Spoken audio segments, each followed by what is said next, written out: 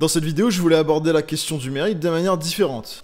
On peut démontrer l'inexistence du mérite en expliquant l'inexistence du libre arbitre et la réalité du déterminisme de la vie et de l'esprit des humains, mais il y a une autre manière de réfuter complètement l'idée que certaines personnes sont plus méritantes que d'autres, et c'est ce que j'appellerais l'interdépendance globale. L'idée c'est que les humains sont tellement interdépendants les uns des autres, surtout aujourd'hui avec la mondialisation, que ça supprime toute forme de mérite individuel.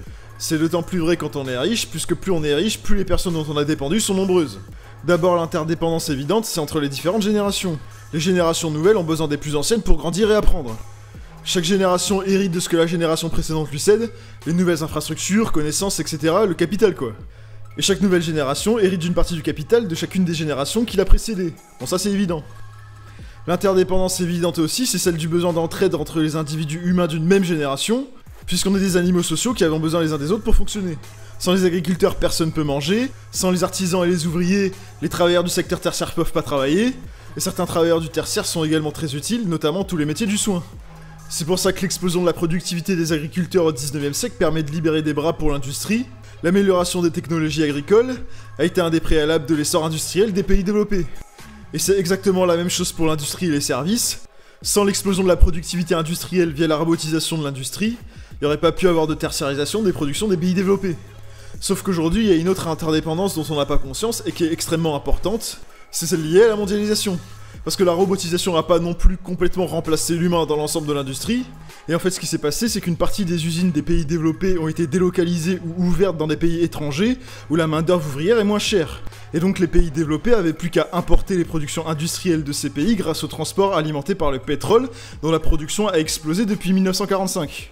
Et puis ça c'est sans parler des dépendances à certaines matières premières, comme par exemple le Congo pour le cobalt brut, et puis la plupart des secteurs industriels comme les métaux raffinés ou les manufactures pour la Chine, ce qui crée un vrai réseau d'importation et d'exportation globale où toutes les productions et les consommations du monde entier sont dépendantes les unes des autres.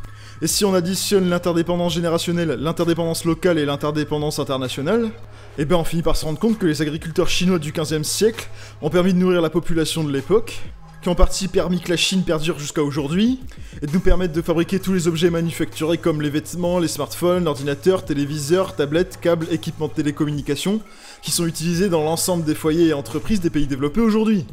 Et plus une personne est riche, plus elle est dépendue de gens, puisque les besoins en termes de travail sont toujours plus nombreux.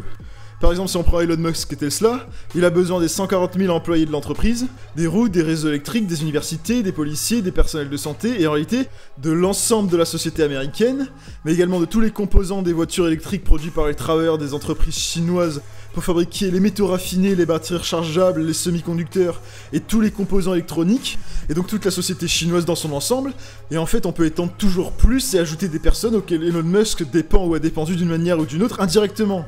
Et à l'inverse, une personne qui a une petite ferme et qui vit de ça, il a eu besoin de beaucoup moins de gens pour vivre de son activité.